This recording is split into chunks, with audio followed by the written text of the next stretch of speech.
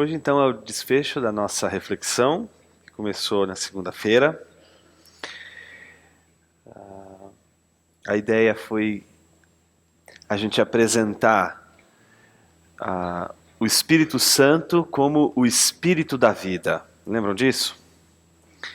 De que ele é Deus vivificando o seu povo, trazendo vida absolutamente aos seres que Deus criou, trazendo vida aos homens. E é também ele, Deus, concedendo vida ao seu povo, à sua igreja.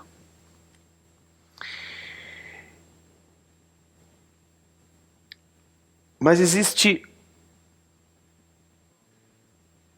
um contexto, uma situação que é antagônica à ação do Espírito no meio do seu povo, que é a idolatria. Eu queria trabalhar hoje nessa conclusão, repensando algumas coisas que a gente falou desde segunda-feira, a relação entre idolatria e a obra do Espírito Santo, que é uma obra de vida, de vivificação, de avivamento do povo de Deus. Eu queria começar, em primeiro lugar, levantando a questão da idolatria em si. O que é a idolatria? Parece que nós, evangélicos principalmente, temos dificuldade de fazer uma leitura mais profunda da idolatria. Por que isso é preciso? Porque a gente, de alguma forma, pega os 10 mandamentos, e aí a gente lê os primeiros mandamentos, não é? Que falam sobre a adoração a Deus como sendo o único a ser adorado e venerado, mas ao mesmo tempo nos advertindo de não fazermos nenhuma imagem de escultura no céu, na terra, e nos prostrarmos diante dela.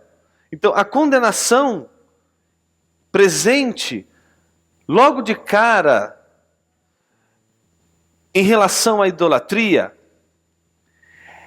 é uma coisa que, quando nós evangélicos lemos, dizemos o seguinte, mais ou menos o seguinte: vamos para o próximo mandamento, porque está resolvido. A gente acha que ele está resolvido. A gente olha em nossas igrejas, deixa eu dar uma olhada aqui, não tem nenhuma imagem. Não tem ninguém acendendo uma vela e se curvando diante de uma imagem. Então a gente vê o primeiro mandamento e diz assim: bom, vamos para o próximo, porque esse aí já está resolvido. Mas ele não está resolvido.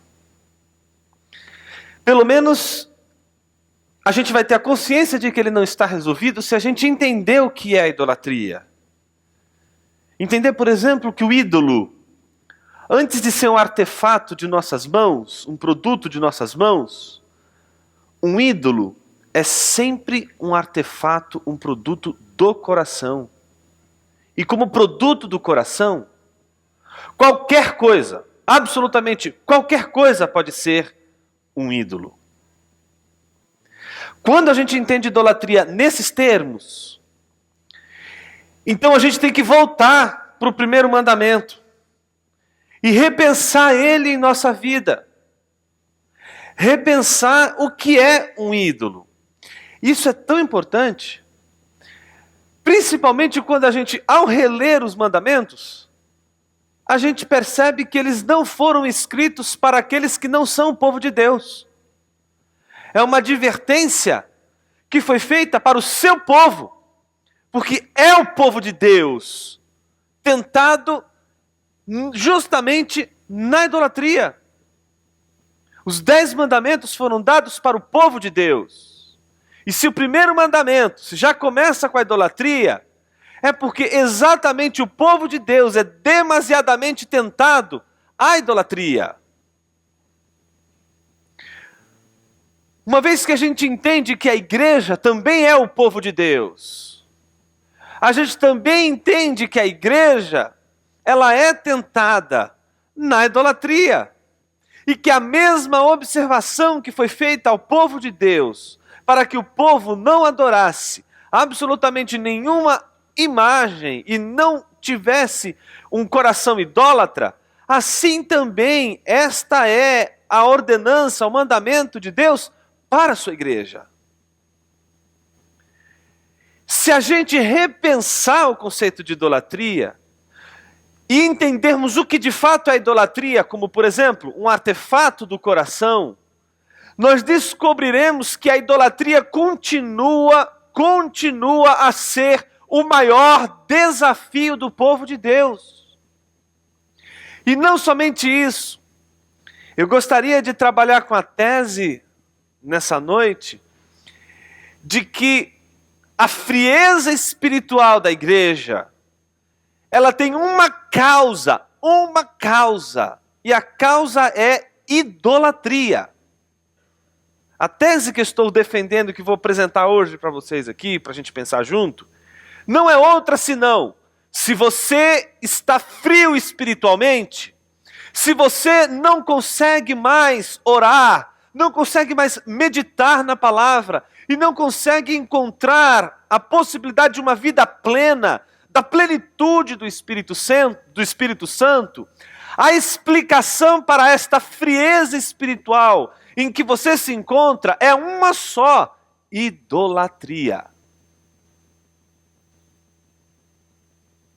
E para isso a gente vai precisar repensar a idolatria, para ver até que ponto ela está ligada à nossa frieza espiritual.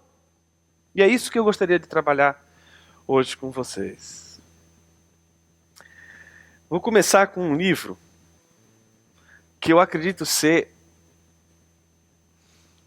um dos melhores livros que a gente tem em português sobre idolatria. Deuses Falsos, do Tim Keller. É um livro fininho, se lê rapidinho, numa linguagem super acessível e com uma profundidade incrível. Eu queria partir do conceito de idolatria repensado biblicamente a partir dessa obra do Tim Keller. Ele diz o seguinte, olha o que ele diz ser um ídolo. Um ídolo é qualquer coisa, veja, é qualquer coisa que absorva o seu coração mais do que Deus. Isto é, qualquer coisa que seja tão central e essencial em sua vida, que, caso você a perca, achará difícil continuar vivendo. Um ídolo tem uma posição de controle tão grande em seu coração, que você é capaz de gastar com ele a maior parte de sua paixão e energia, seus recursos financeiros e emocionais, sem pensar duas vezes. Um ídolo é qualquer coisa que você olhe e diga, no fundo de seu coração, se eu tiver isto, sentirei que minha vida tem sentido, e então saberei que tenho valor, estarei seguro e em posição de importância.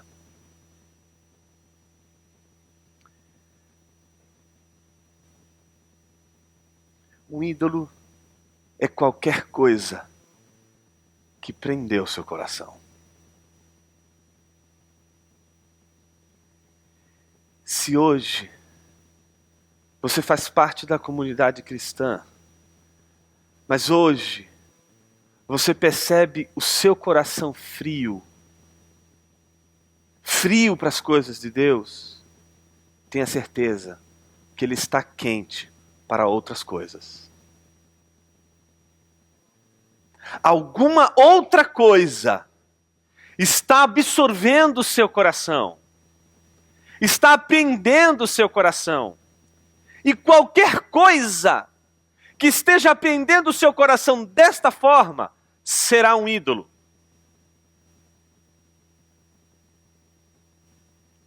Um ídolo, portanto, pode ser qualquer coisa. E qual é o problema do ídolo?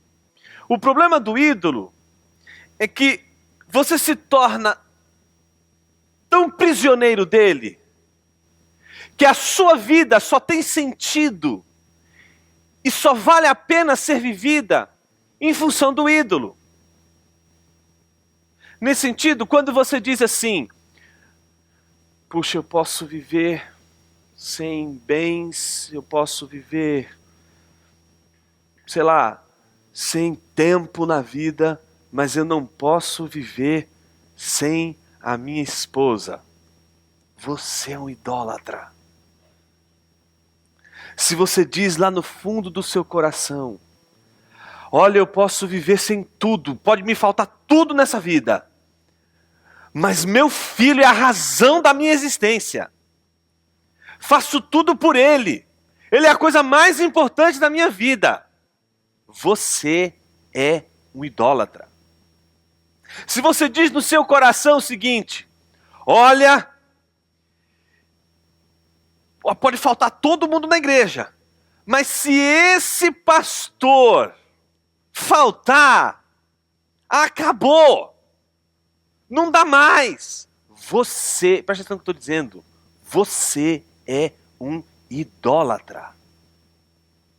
Se você diz assim, Deus pode me tirar tudo, menos o ministério que Ele entregou em minhas mãos para servi-lo, você é um idólatra. E eu não tenho a menor pena de você. Eu tenho pena da sua esposa. Tenho pena do seu filho. Tenho pena do seu pastor. E tenho pena do seu ministério. Ai, Jonas, por quê? Sabe por quê?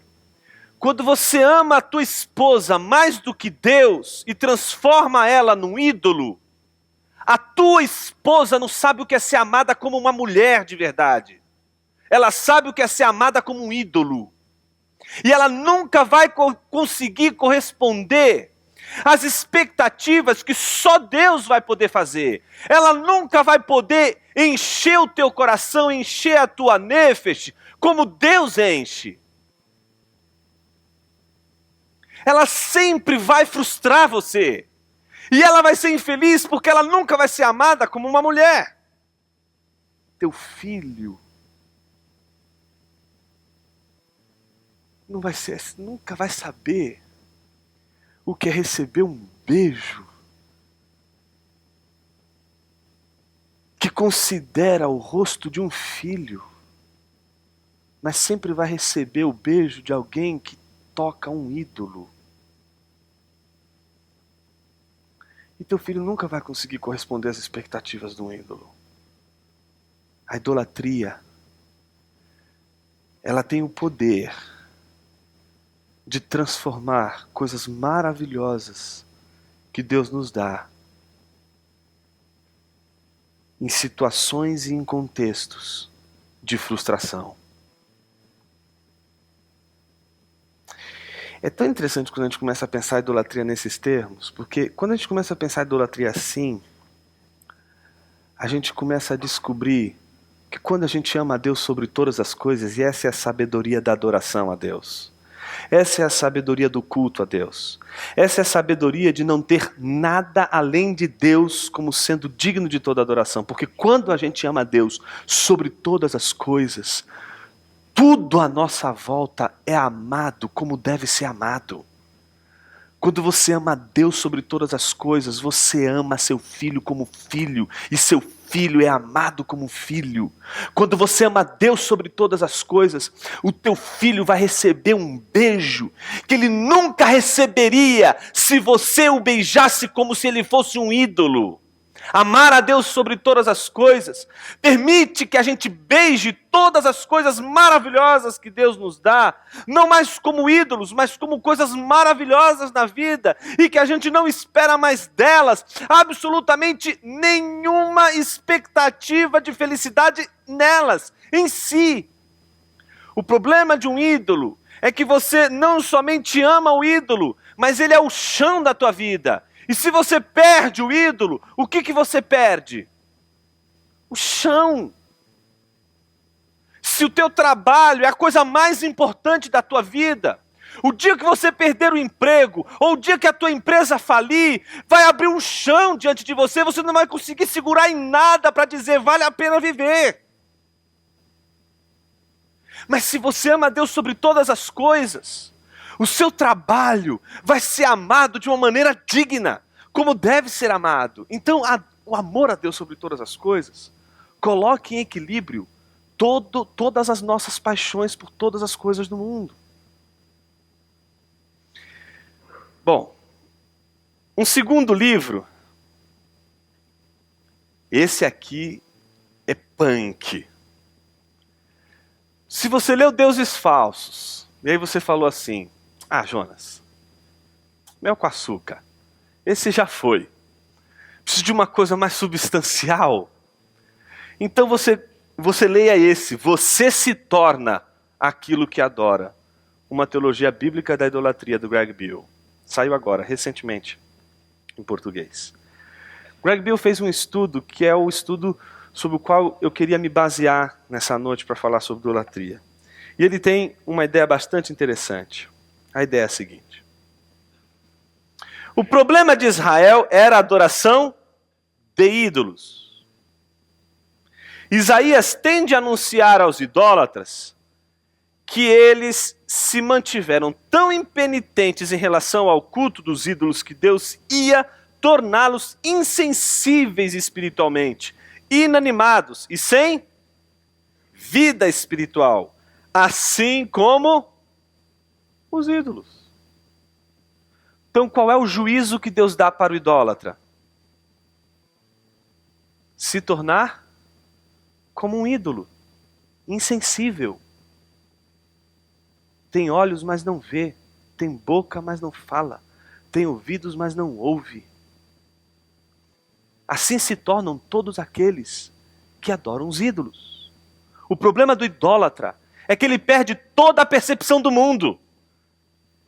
Mas não do mundo da idolatria, mas do mundo daquilo que de fato dá sentido para a vida e que de fato pode servir como um chão para a nossa vida que jamais nos será tirado. Se você faz, por exemplo, do teu trabalho a coisa mais importante da tua vida, se você perde o emprego ou a empresa fale, você não perdeu só a empresa e não só o emprego. O que você perdeu foi um sentido para a vida. Mas se Deus é a coisa mais importante da tua vida, você nunca mais vai perder a razão para viver.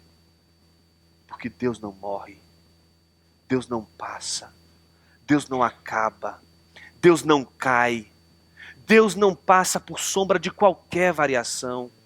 E se você cair, o chão vai estar ali para te segurar.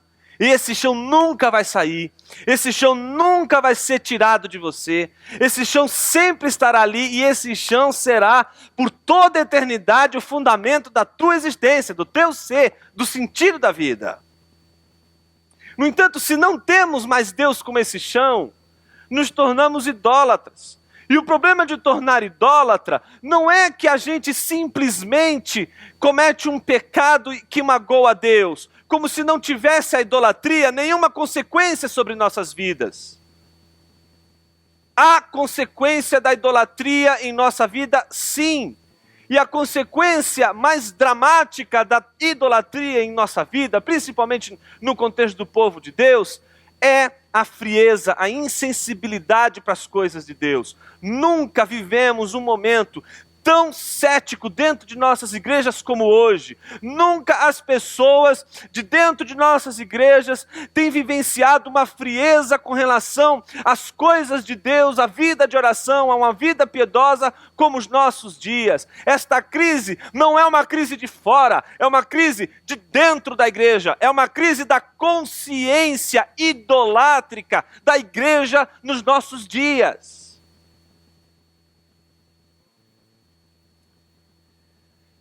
Deus está falando por intermédio de Isaías, seu profeta. Você gosta de ídolos, né, Israel? Pois bem, vai ficar igual a um ídolo. E esse é o seu castigo. Ou seja, o juízo da idolatria é se tornar aquilo que você adora. Vamos ler Isaías? É uma passagem bastante conhecida de todos nós. Isaías capítulo 6.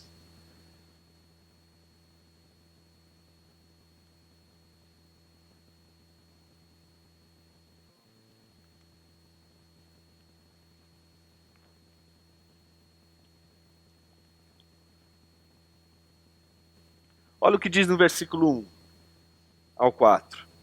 No ano da morte do rei Uzias, eu vi o Senhor assentado sobre um alto e sublime trono. Uzias era um rei que foi extremamente profano com as coisas de Deus, teve um final trágico e viveu num contexto de intensa idolatria do povo de Deus. O povo estava num contexto de imoralidade, mas sobretudo num contexto tomado de idolatria, porque tinha sobretudo um rei iníquo.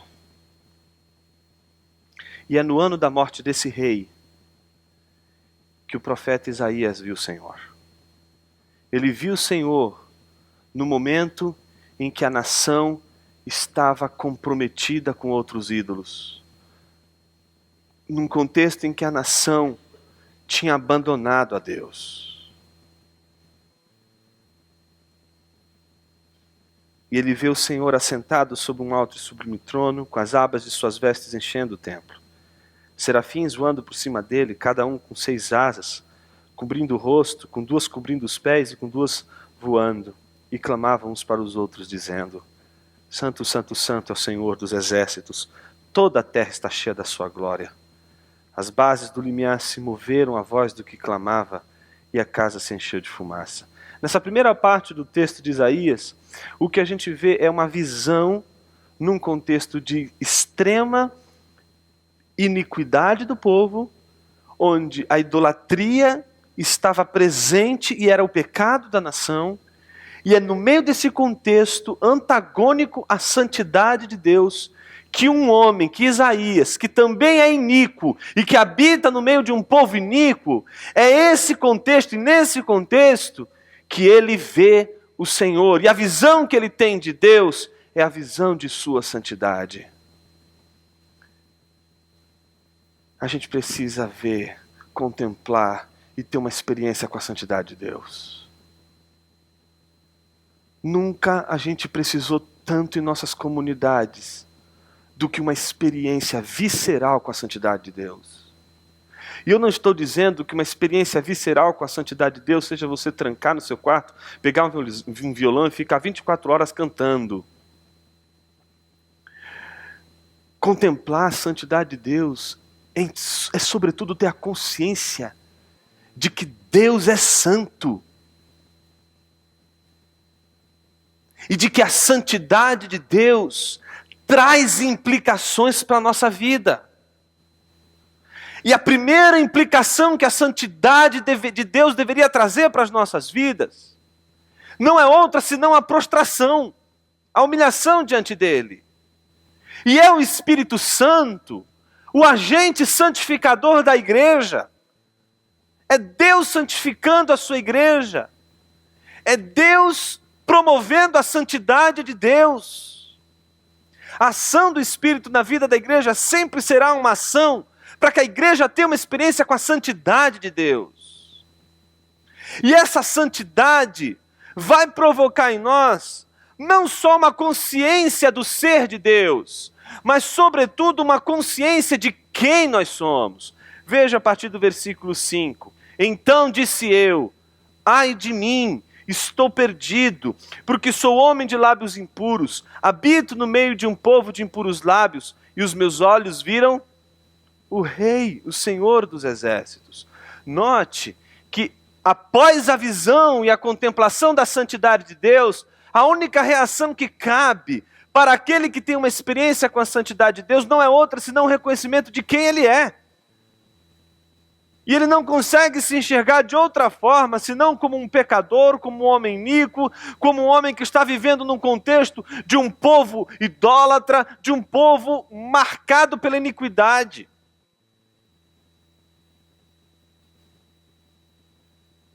E o texto conclui dizendo: então um dos serafins voou para mim, trazendo na mão uma brasa viva, que tirara do altar com uma tenaz.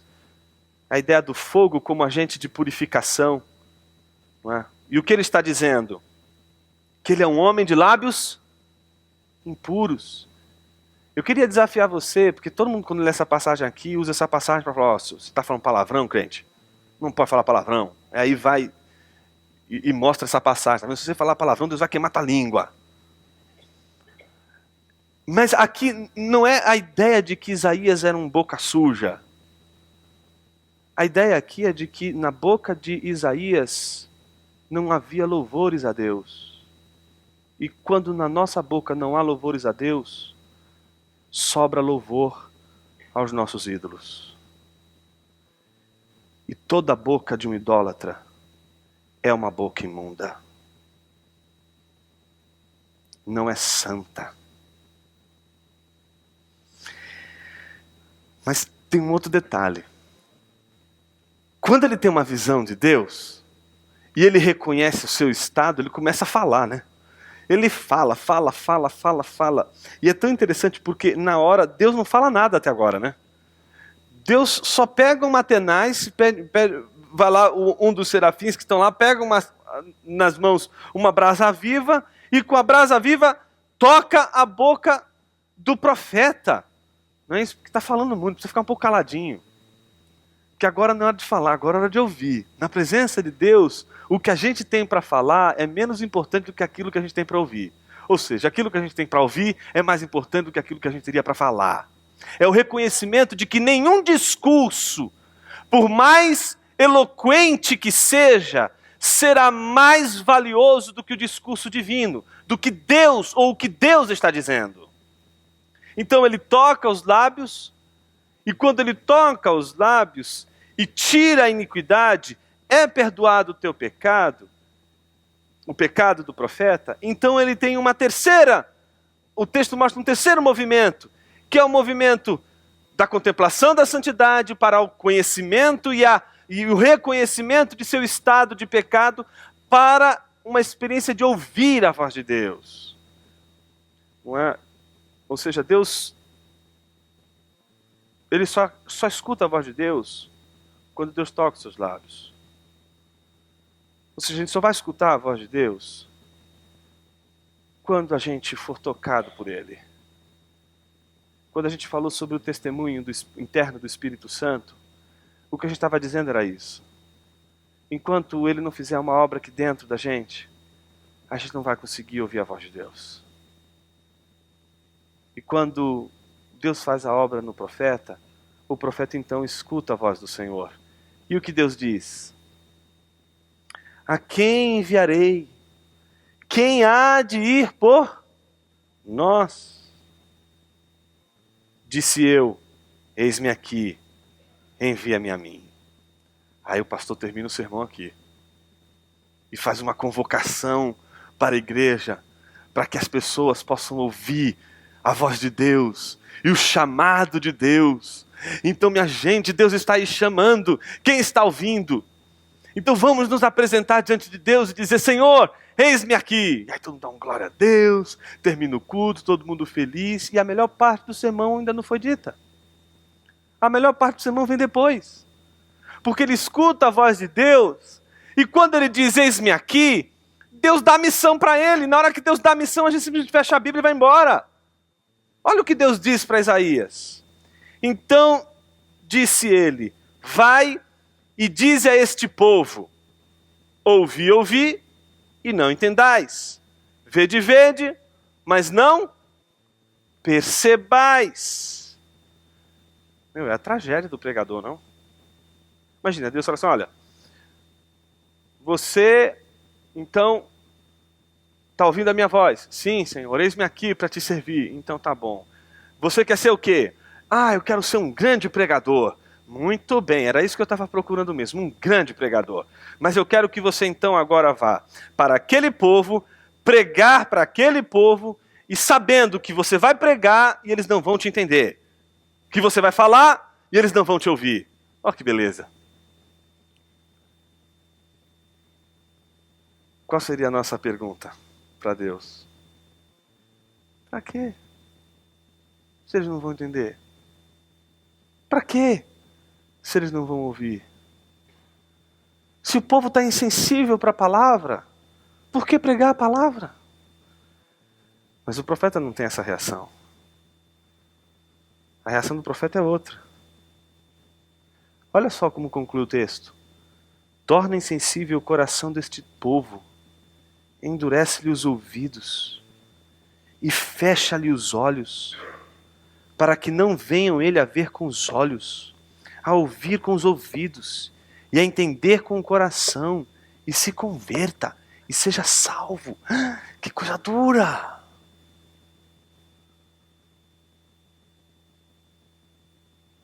Esse texto só faz sentido se a gente entender o porquê disso tudo. Por que ele vai pregar para um povo que não vai entender? Por que ele vai pregar para um povo que não vai ouvir? Por que ele vai pregar para um povo que tem olhos, mas não veem, tem boca, mas não falam, tem ouvido, mas não ouvem? Isaías 2, versículo 7 diz o motivo de tudo isso. Lá em Isaías 2, versículo 7, diz o seguinte: a sua terra está cheia de prata e de ouro, e não tem conta os teus tesouros. Também está cheia de cavalos, e os teus carros não têm fim. Também está cheia a sua terra de ídolos. É uma terra rica, é um povo que está rico, está vivendo um momento de superabundância financeira. No entanto, é uma terra cheia de ídolos. Adoram a obra das suas mãos, aquilo que os seus próprios dedos fizeram. Esse é o contexto do povo. E é para esse povo que Deus chamou Isaías para pregar. Mas o que é pregar para um povo idólatra? É pregar para um povo que não vai entender a mensagem. É pregar para um povo que não vai ouvir a mensagem. É pregar para um povo que não vai conseguir enxergar, ouvir e entender a mensagem. E a grande pergunta é: por que então pregar hoje? E veja, não é um contexto aqui de pregar fora, para os não crentes. Aqui é pregar para aqueles que são povo de Deus, que são a comunidade de Deus, mas que se tornaram insensíveis para a voz de Deus. Em outras palavras, é como se a gente estivesse num contexto em que a gente precisasse dar mais um passo atrás e precisasse pregar o evangelho para a própria igreja. Porque a própria igreja não tem mais sensibilidade para o evangelho. Porque a própria igreja já não consegue mais ouvir o evangelho. Porque a própria igreja já não consegue mais entender o que é o evangelho. Porque a própria igreja não consegue se aperceber do que é o evangelho. Não consegue se sentir motivada pelo evangelho. Precisa encontrar qualquer coisa que seja fundamental para a vida, que de alguma forma apeteça o coração, encha o coração de otimismo para a vida, de esperança para a vida, porque a palavra de Deus já não toca mais fundo, já não mexe mais com a santidade do coração, já não chama mais para uma vida de oração, já não chama mais para o fervor, para a piedade cristã. Não tem mais. E por que isso acontece? Salmo 115, a partir do versículo 4. Prata e ouro são os ídolos deles, obra das mãos de homens. Tem boca e não falam, tem olhos e não veem, tem ouvidos e não ouvem, tem nariz e não cheiram, suas mãos não apalpam, seus pés não andam, som nenhum lhes sai da garganta. E aí o juízo: tornem-se semelhantes a eles os que os fazem e quantos nele confiam. Então, quando o homem tem um ídolo, o que caracteriza o ídolo é justamente a sua insensibilidade. Um ídolo não é sensível. e se torna insensível justamente aquele que tem um ídolo, aquele que idolatra. A conclusão, portanto, da idolatria em relação ao povo de Deus é a frieza espiritual, é a morte. É a morte da igreja. A morte da igreja tem só uma causa: idolatria. Alguma coisa conquistou o nosso coração mais do que a palavra de Deus. Alguma coisa pegou o nosso coração aqui. E alguma coisa está sendo considerada extremamente valiosa, mais valiosa do que Deus. Uma outra passagem interessantíssima é aquela passagem que nós lemos de Jeremias 17, lembram? Lembra o que eles fizeram?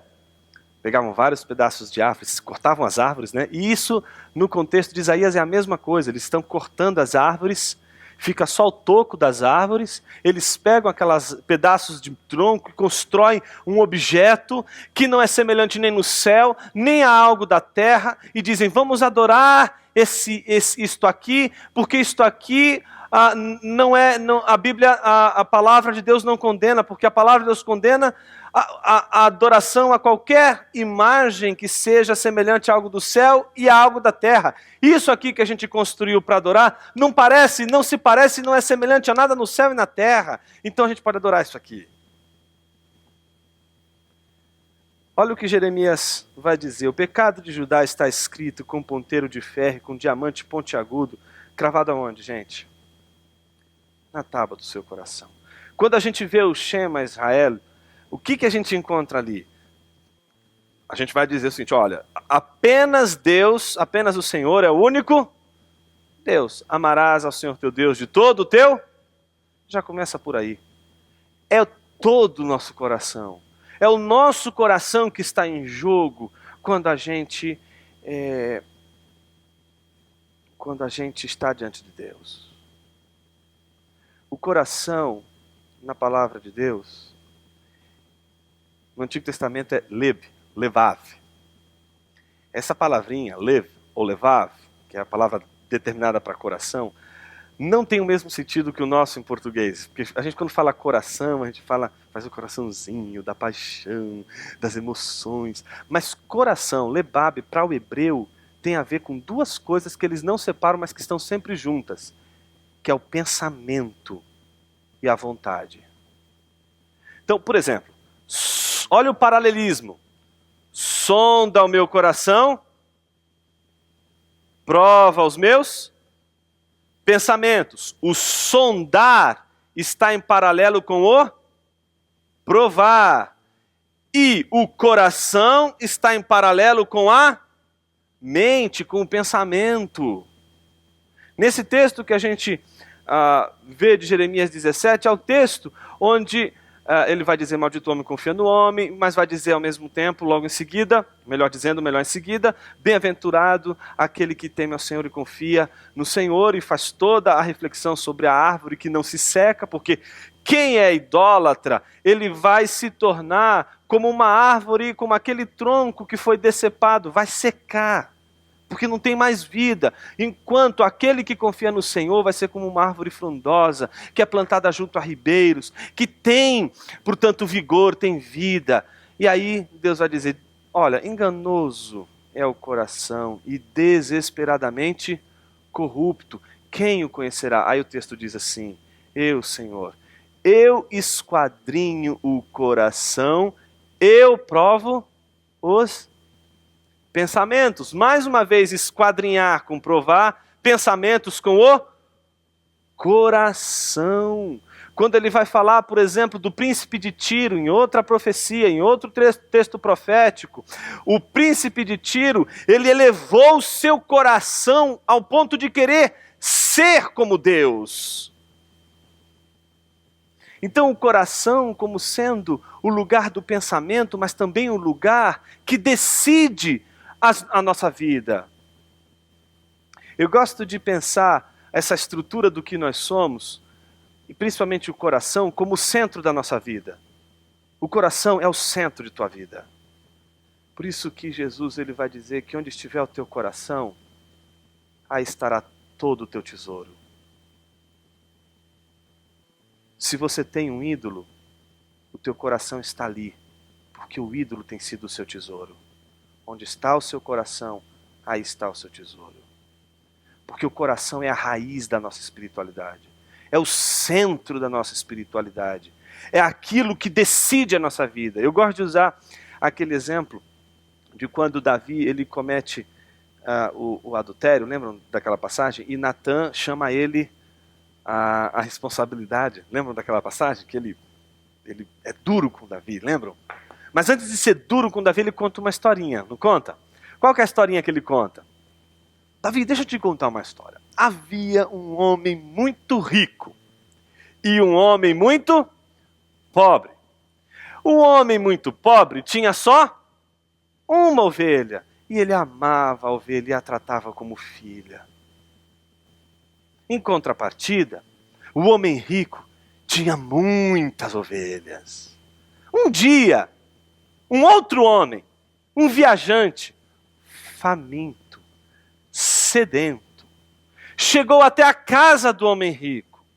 E o homem rico, em vez de tomar de uma de suas ovelhas e fazer de uma dessas ovelhas o jantar para servir ao viajante faminto e sedento, ele resolveu tomar a única ovelhinha do homem pobre.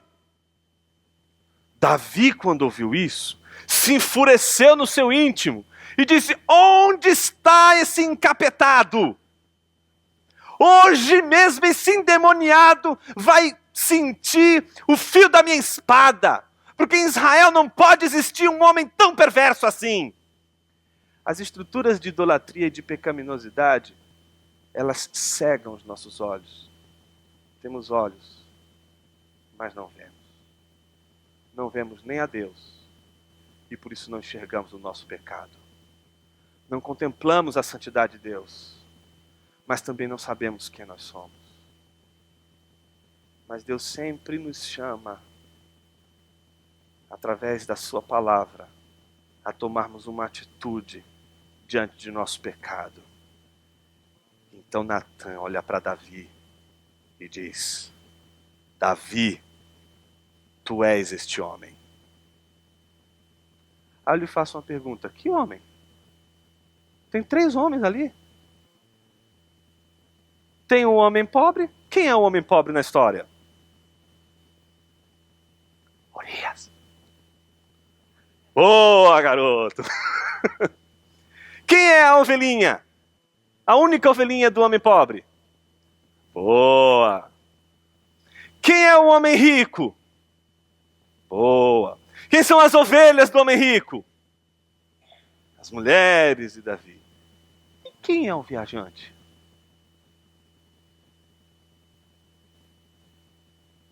De quem Natã está falando? Quando ele diz: você é este homem.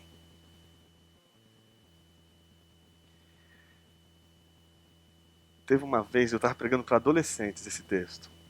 E foi a lição de homilética da minha vida. Do que você nunca pode fazer na sua vida. E eu fiz a mesma brincadeira que eu fiz agora com vocês. Aí eles ficaram assim, né? Pô, mas quem foi o viajante? Aí eu peguei e disse assim: gente, quem foi que comeu a ovelhinha? Aí a molecada... E eu sem entender o porquê que a molecada estava rindo. Depois é que eu me liguei o porquê que a molecada estava rindo. Davi é o homem viajante. Davi é o homem rico. Davi é Nefesh. Davi é Lebabe. Davi é o homem faminto. É o homem sedento.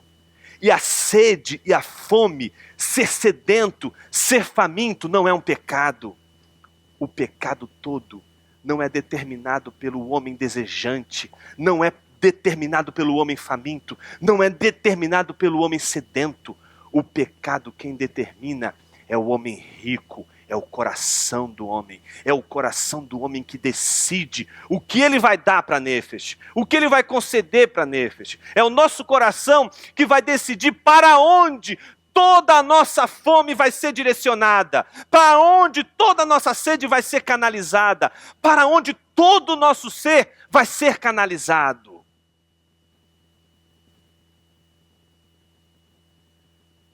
Por isso é o coração, e no coração que reside a produção do ídolo. É o coração o fabricante dos ídolos. Por isso Deus quer transformar o coração de pedra num coração de carne. Porque um coração de pedra não tem sensibilidade.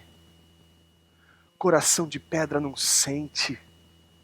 Coração de pedra não tem sensibilidade para as coisas de Deus. Coração de pedra é como um ídolo.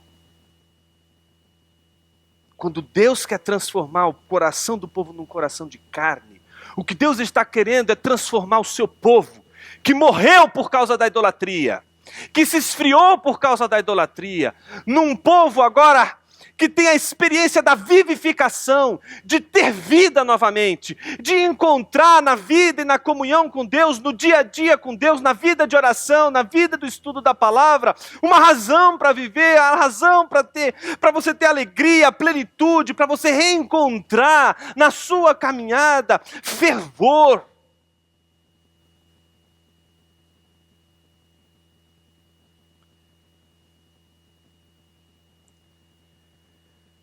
Assim diz o Senhor: maldito o homem que confia no homem, faz da carne mortal o seu braço e aparta o seu coração do Senhor. Porque ele será como uma árvore solitária no deserto, e não verá quando vier o bem. Antes morará nos lugares secos do deserto, na terra salgada e inabitável. Você está percebendo que esse homem, que é maldito homem que confia no homem, a gente já sabe que tem nada a ver com o outro, tem a ver com a gente mesmo. Porque a gente confiou tanto em nós mesmos, que como a gente pode transformar qualquer coisa num ídolo, a gente pode transformar até mesmo nós mesmos como um ídolo, a nossa imagem, a nossa reputação como um ídolo. E quando isso acontece, a gente seca, a gente vive a sequidão. Esse é o contexto da idolatria, da consequência da idolatria. Em contrapartida, bendito é o homem que confia no Senhor e cuja esperança é o Senhor, porque ele é como árvore plantada junto às águas, que estende as suas raízes para o ribeiro e não receia quando vem o calor, mas a sua folha, como é que fica a folha? Verdinha. Por que fica verde? Porque ela está viva, está conectada. E no ano de sequidão, ela não se perturba e nem deixa de dar fruto. Enganoso é o coração, mais do que todas as coisas, e desesperadamente corrupto. Quem o conhecerá?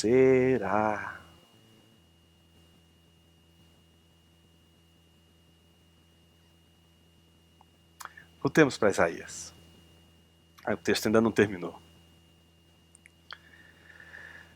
Ele recebe uma grande missão, não é? E difícil essa missão, né?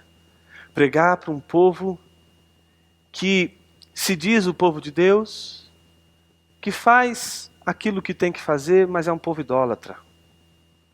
E porque é idólatra, não tem mais sensibilidade para ouvir a palavra de Deus, não tem mais sensibilidade para ouvir a voz de Deus. Mas a missão do profeta é falar para este povo, ainda que esse povo não escute. E a gente se pergunta, por quê? Por que falar para um povo que não tem capacidade de ouvir? Por que, a despeito de toda a frieza espiritual de uma comunidade, ainda assim, a palavra de Deus tem que ser pregada? Porque é justamente por meio desta pregação que o povo de Deus tem a única esperança de se livrar da sua frieza espiritual. Você não vai se livrar da frieza espiritual em que seu coração está mergulhado, se não for pela palavra de Deus. É só pela palavra de Deus que um povo experimenta o fenômeno do avivamento. O avivamento é o fenômeno que decorre dessa inclinação do povo para a palavra. Quando o povo de Deus começa a ouvir a palavra. Quando o povo de Deus começa a entender a palavra.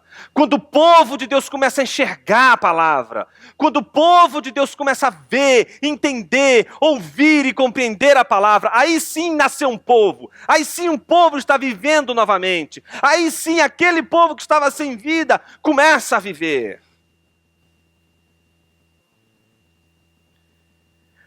O quarto ponto e último dessa passagem é bem curioso.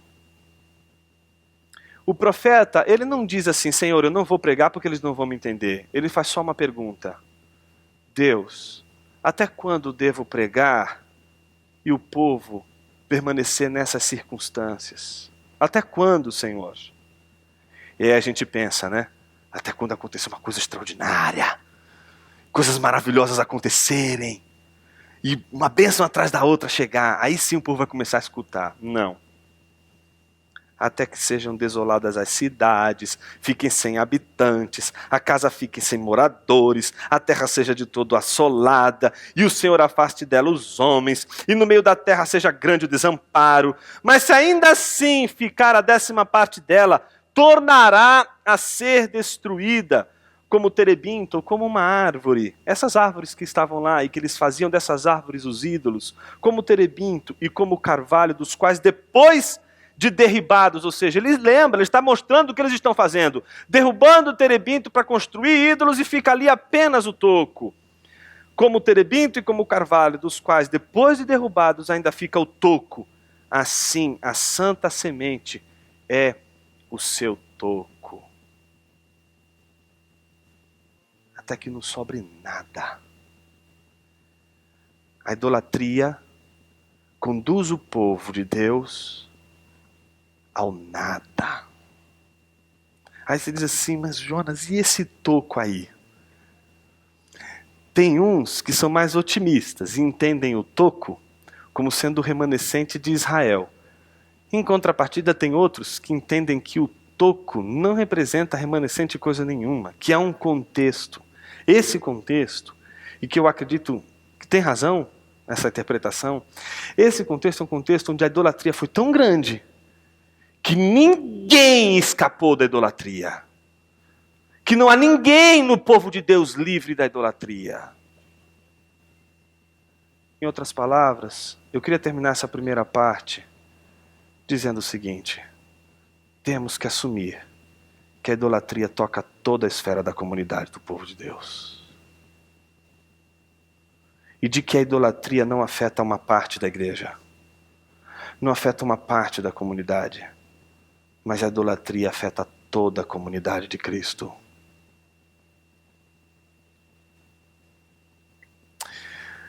Vamos fazer um intervalo. Eu ainda não terminei a nossa história. Pretendo terminar com um final feliz.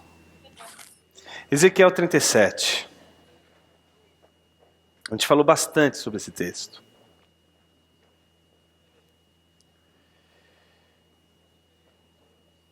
Versículo 1. Veio sobre mim a mão do Senhor. Ele me levou pelo Espírito do Senhor e me deixou no meio de um vale que estava cheio de ossos. E me fez andar ao redor deles. Eram muito numerosos na superfície do vale. E como que eles estavam? Sequíssimos.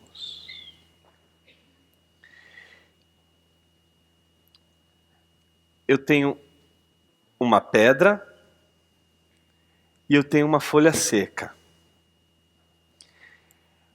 Quando eu comparo uma pedra a uma folha seca, eu digo o seguinte: olha, existe uma diferença. E a diferença fundamental é que a pedra não tem vida, mas também tão pouco foi feita para viver. Em contrapartida, a folha seca não tem vida, mas ela foi feita para viver. Mas eu queria falar de uma outra distinção hoje. Entre uma folha seca e uma folha que acabou de ser desconectada da árvore. cortada da árvore. Qual é a diferença entre uma e outra?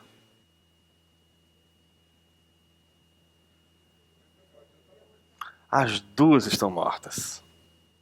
No entanto, uma está seca e a outra ainda guarda as marcas de sua vivacidade, de sua vida. Então, a única diferença entre uma folha seca e uma folha verdinha, que foi separada da árvore, é o tempo. É o tempo. Vamos voltar aqui para o texto. Imaginem que ele é levado, o profeta, para um vale que está cheio. Assustador, né? Visão de terror. A primeira coisa que a gente vê, que a gente pensa é o seguinte: conclusões, né? Puxa vida, aconteceu, isso aqui é um cemitério? Bom, se não é um cemitério, o que que é? Nossa, isso aqui é um vale. Puxa, isso aqui parece mais um exército, não é? Obviamente que perdeu a batalha. Mas, se você estivesse caminhando no meio de um exército morto, mas que ainda tivesse carne, pele, o que você diria? Caramba, acabou de acontecer uma guerra aqui. Foi agora há pouco. Eles estão aqui ainda, fresquinhos, mas estão todos mortos. Agora, você está andando no meio de um vale de ossos secos. Qual é a sua conclusão? Faz muito tempo. Portanto, não é um exército que morreu ontem, mas é um exército que já morreu faz tempo.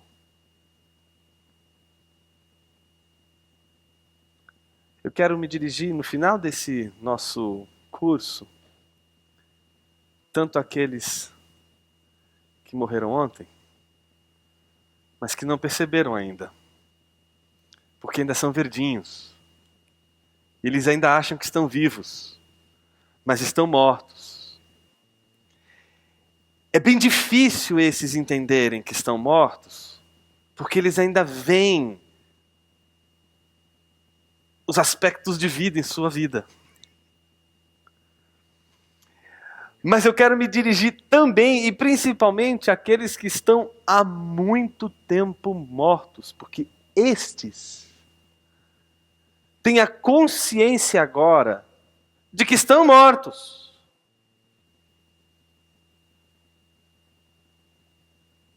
E de que a frieza espiritual não é uma coisa que aconteceu ontem, mas é uma coisa que está há anos, atravessando anos a vida.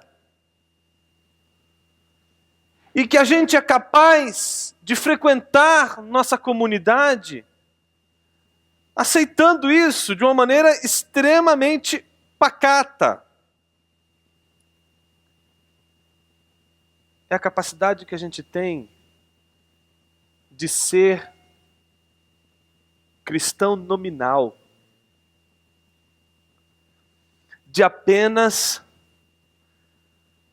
ostentar uma religiosidade que já não é mais viva dentro do coração e que só se mantém viva nas aparências. Toda espiritualidade que se sustenta na ostentação da espiritualidade, ela revela a frieza do coração.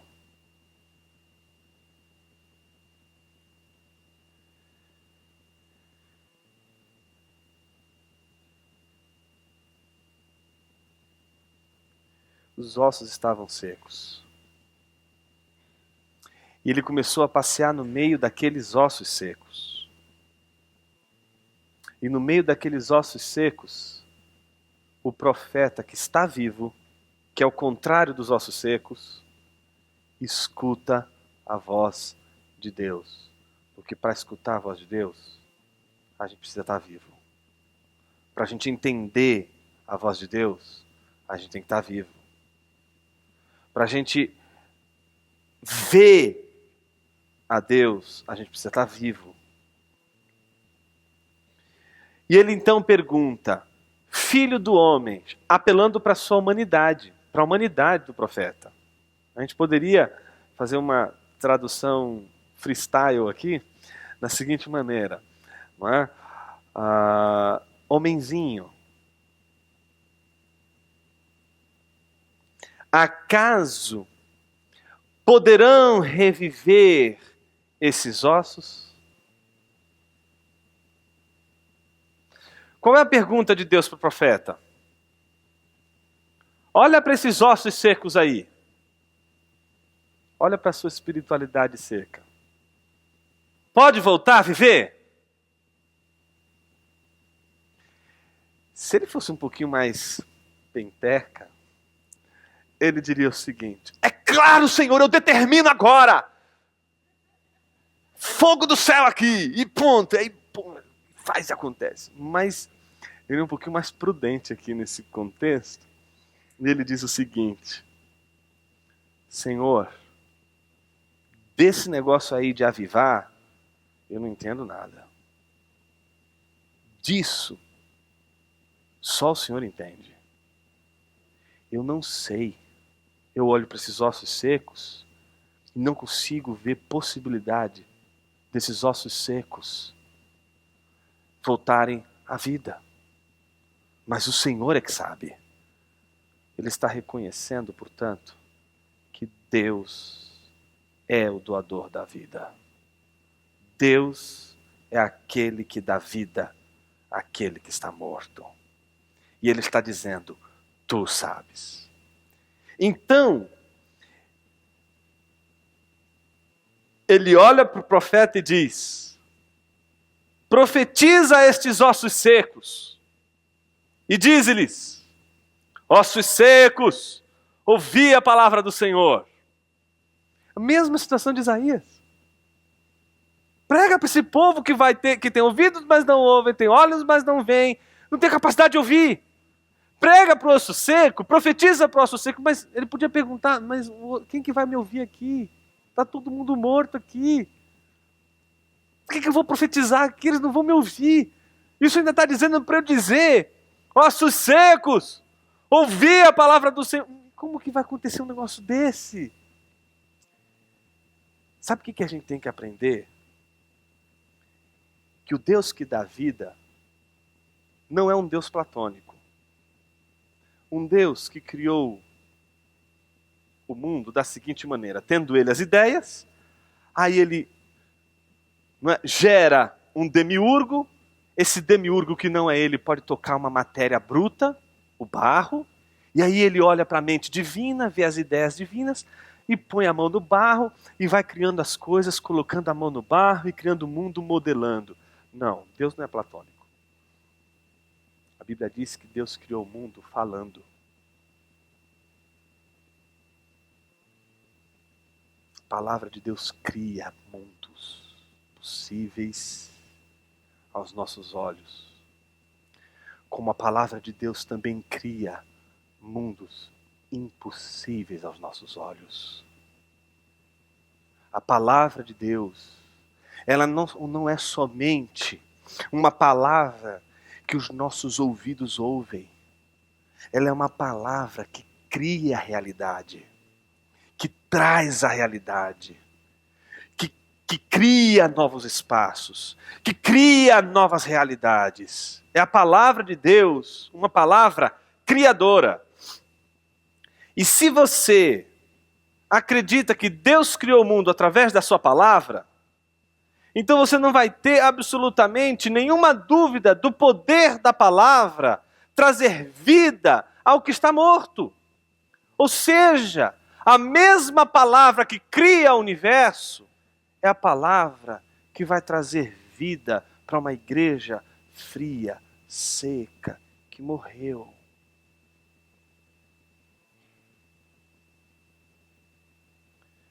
Profetizei como ele me ordenara.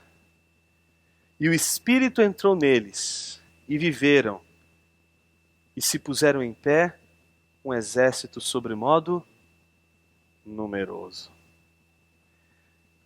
Note que é na obediência da pregação da palavra, conforme Deus havia ordenado, que o Espírito entrou neles. O Ruach entrou neles, e eles se puseram em pé, um exército sobremodo numeroso. Então me disse: homenzinho, estes ossos são toda a casa de Israel. Israel estava morta ou estava viva?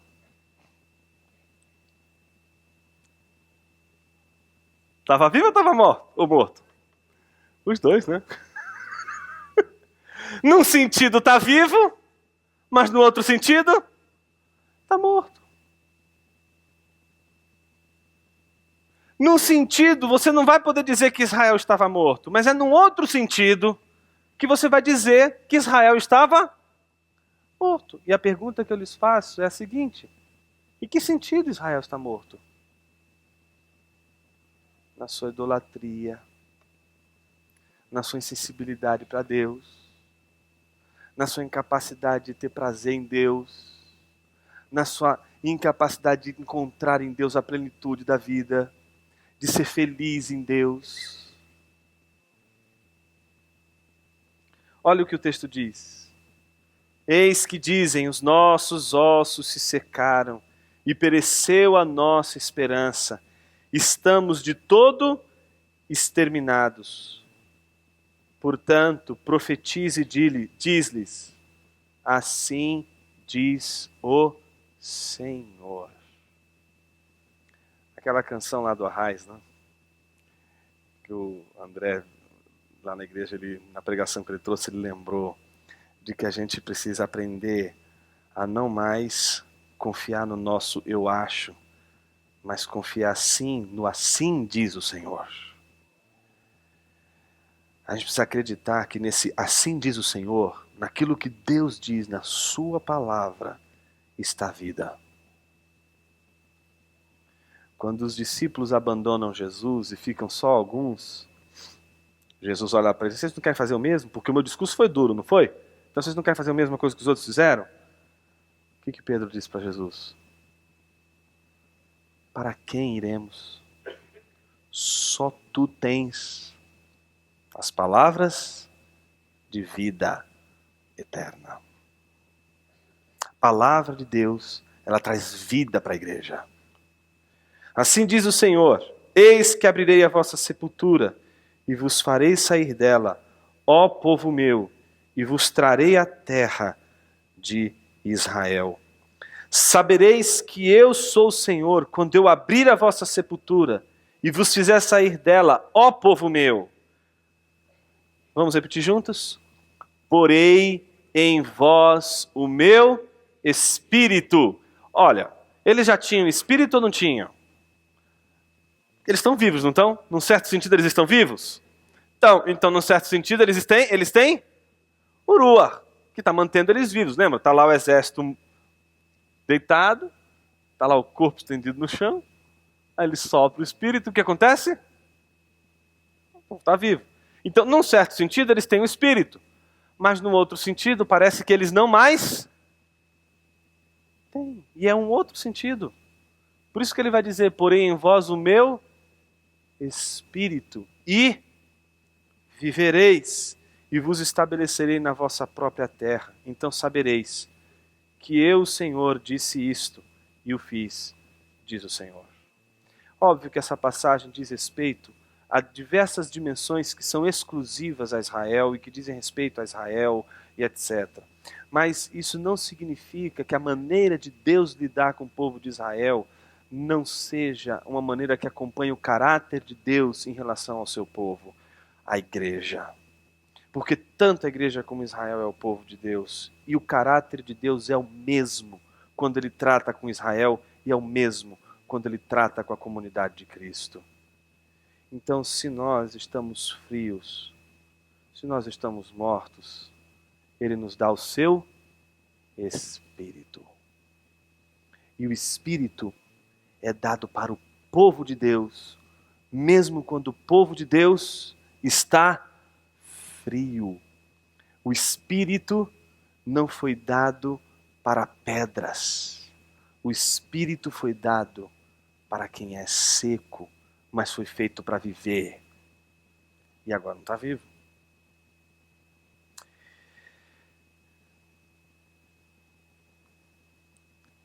Deus um dia queria falar uma coisa para Jeremias. Mas ele pensou consigo mesmo, eu não posso falar esse negócio para Jeremias sem antes mostrar um negócio para ele. Então ele aparece para Jeremias e diz assim: Jeremias, desce até a casa do oleiro. E aí você vê lá a casa do oleiro, que depois eu vou falar com você. Vou falar com você depois. Mas vai primeiro até a casa do oleiro. E quando Jeremias desce até a casa do oleiro, Deus não fala com ele.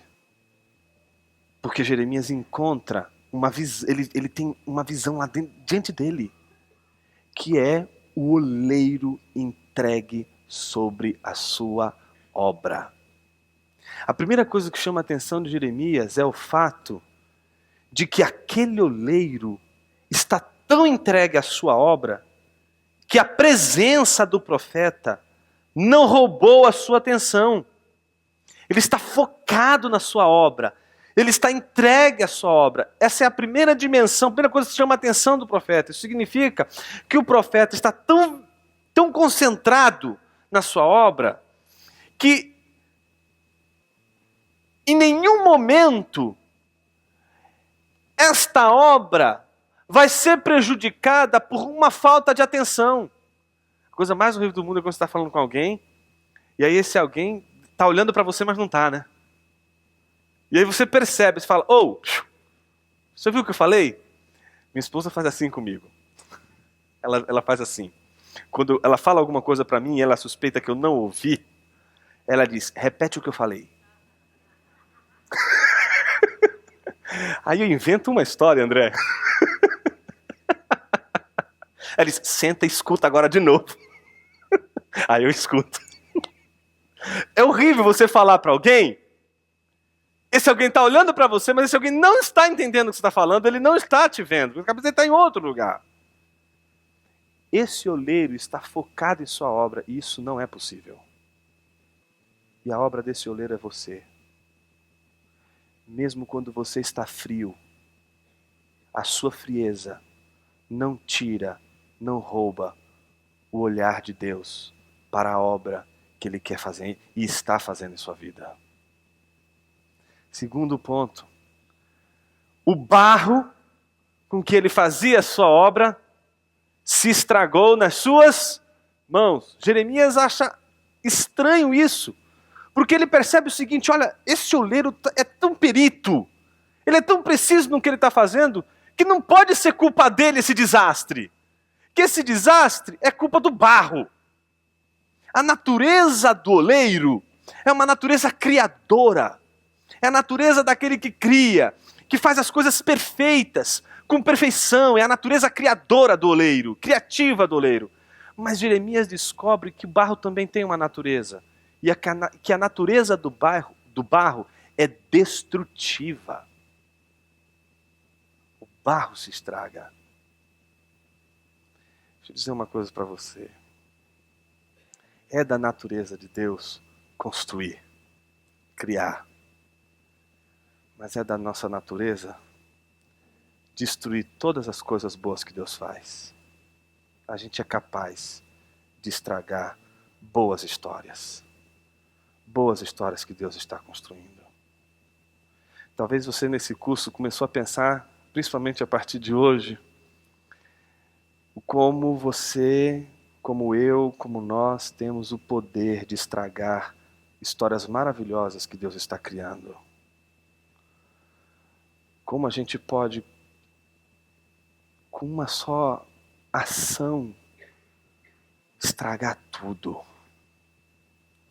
E aí você fica desesperado. E aí você vem aqui, e aí o pastor, em vez de olhar para você e dizer assim: tem esperança? Ele olha para você e diz assim: é da tua natureza estragar. E com isso ele está querendo que você entenda o seguinte: você se estragou? Ah, que pena, você vai se estragar de novo. E mais uma vez.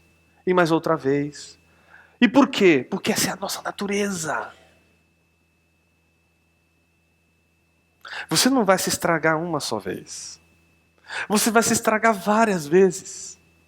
E a boa notícia, obviamente, não é essa. A boa notícia é aquela que vem acompanhada da resposta à pergunta mais importante da tua vida. Que é da tua e da minha natureza se estragar, não temos dúvidas.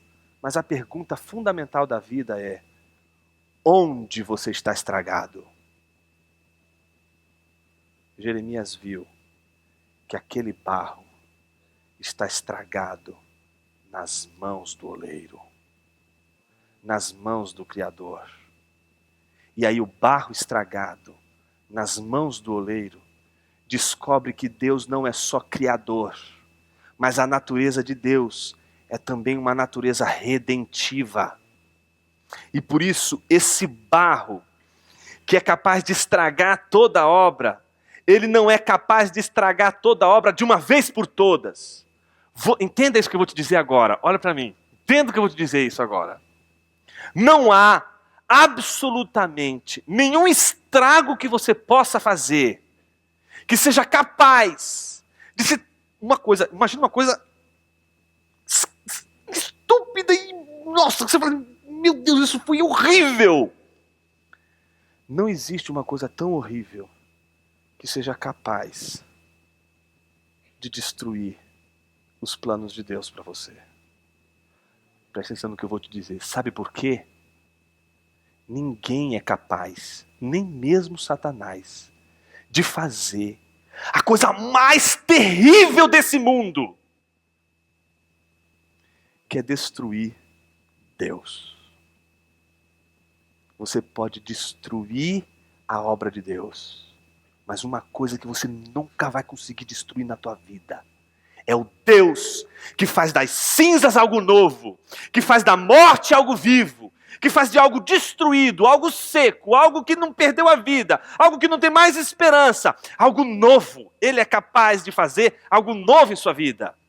Por isso você pode destruir absolutamente várias histórias lindas que Deus está fazendo na tua vida. Mas você não será capaz de destruir a história mais linda da sua vida, que é a tua história com Deus. Porque você não é capaz de destruir Deus. Você não é capaz de matar Deus. Você não é capaz de destruir Deus. E enquanto você não conseguir fazer o maior estrago da humanidade, que é destruir a Deus, você não será capaz de destruir a única esperança para salvar você da frieza espiritual em que você se encontra. Por isso, nas mãos desse santo oleiro, estragado do jeito que você está, ele olha e sabe o que ele faz? Não fica desanimado, não olha para o lado e faz novamente esse barro. Não, ele conhece o barro. Ele sabe que o barro faz isso toda hora. Então ele está ali focado. O barro estragou na mão, ele continua a fazer. Outro vaso, segundo lhe apraz. Depois de ver tudo isso, Jeremias escuta a voz de Deus, que diz assim: Jeremias, posso eu fazer com a Iba Viva, quer dizer, com o povo de Israel, o que o oleiro fez com esse barro? Ah, Senhor, o que o oleiro fez com barro? Um outro vaso? Não. Insistir em você. É isso que o oleiro faz. Insistir em sua obra. Porque ele não vai desistir nunca. Você pode ser brasileiro, mas Deus é mais brasileiro que você. Não desiste nunca.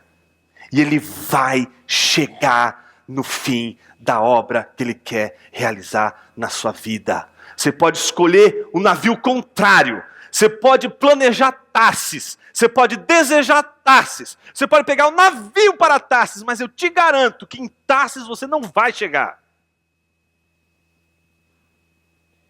E se você está dentro de um grande peixe, e as águas marinhas estão te sufocando, ao ponto de você perder o ar e achar que você vai morrer de uma vez por todas e não vai ter mais chance.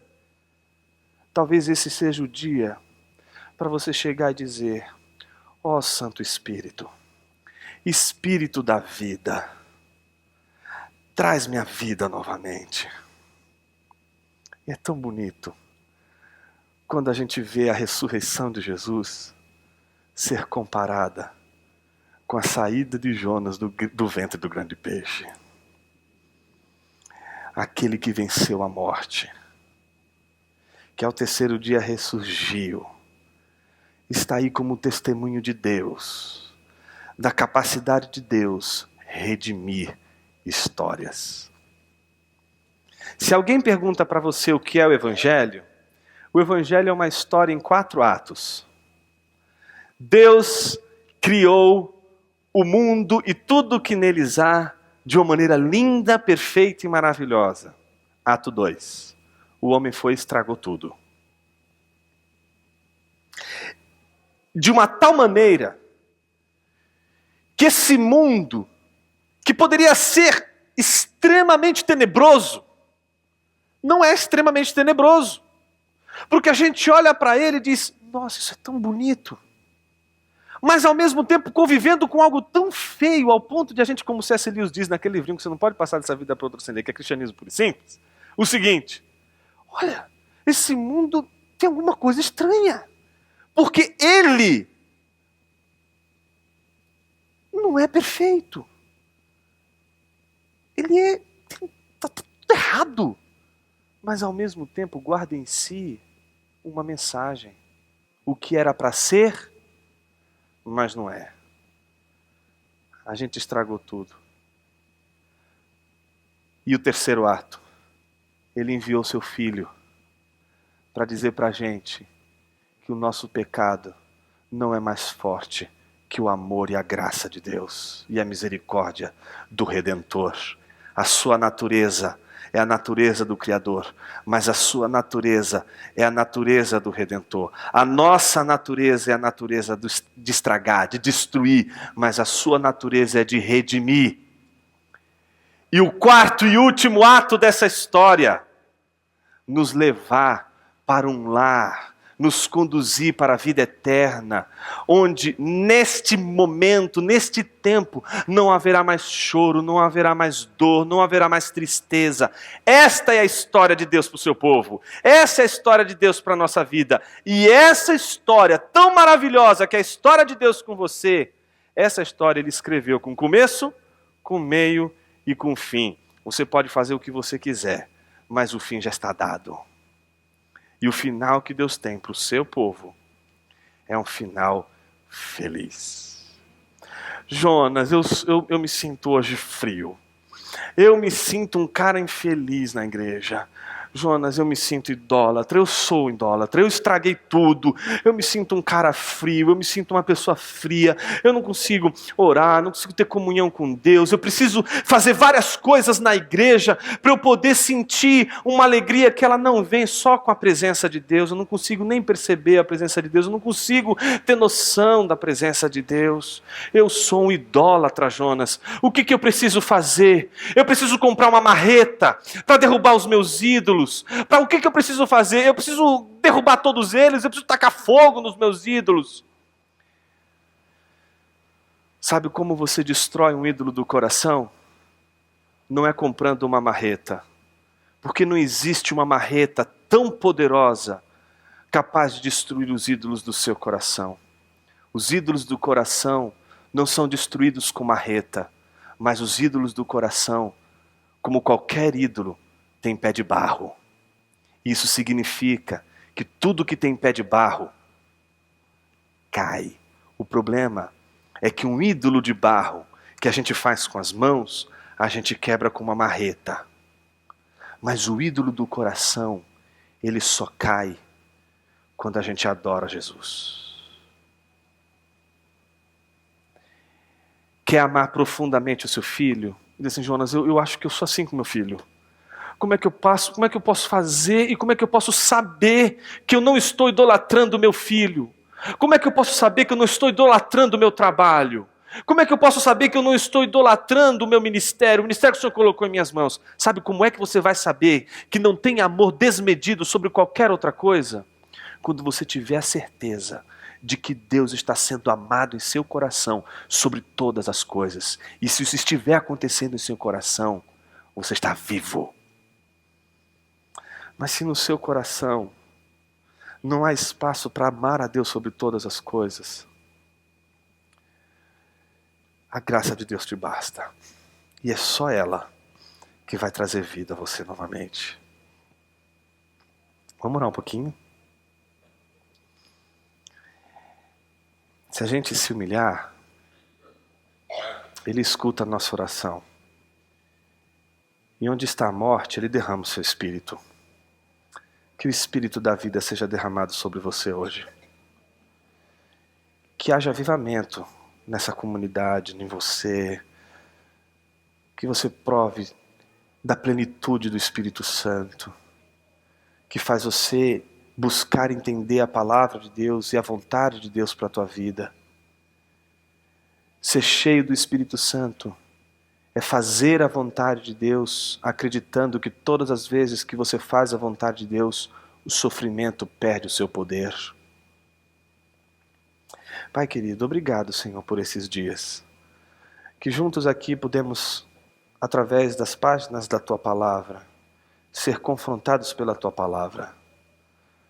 Que o Senhor não deixe que nenhuma das palavras que foram de fato fundamentadas na Palavra sejam jogadas fora.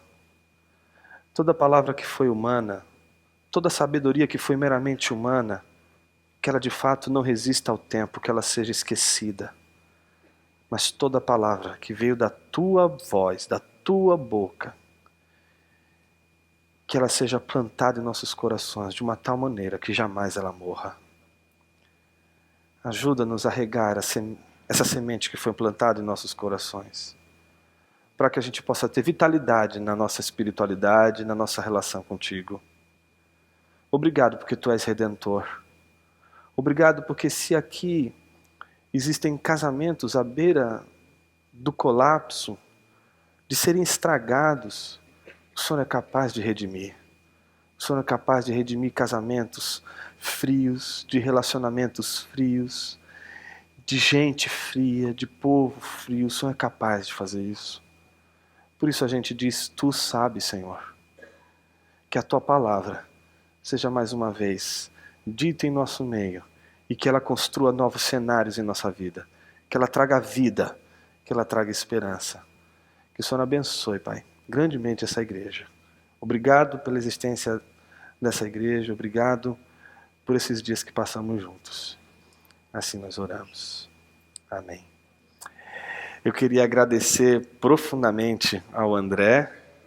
Eu conhecia ele só de ouvir falar e tive a grata surpresa dele surpreender as minhas expectativas. Então estou muito feliz de conhecê-lo pessoalmente e de conhecer a igreja que ele pastoreia. Dizem que a igreja é a cara do pastor e a igreja é maravilhosa. Que Deus abençoe todos. Amém. Obrigado, Jonas. Eu queria que a gente fosse embora sem perder essa vibe toda. Queria que você se ajoelhasse, que você tivesse um tempo com Deus. Que você precisa de um avivamento. Se você precisa, que você peça agora para Deus e fale, Senhor, olha, é uma folha distante da árvore, por favor, renova agora, restaura e santifica. Peça para o Espírito Santo de Deus, mas esse é um momento entre você e Deus. Faça aí.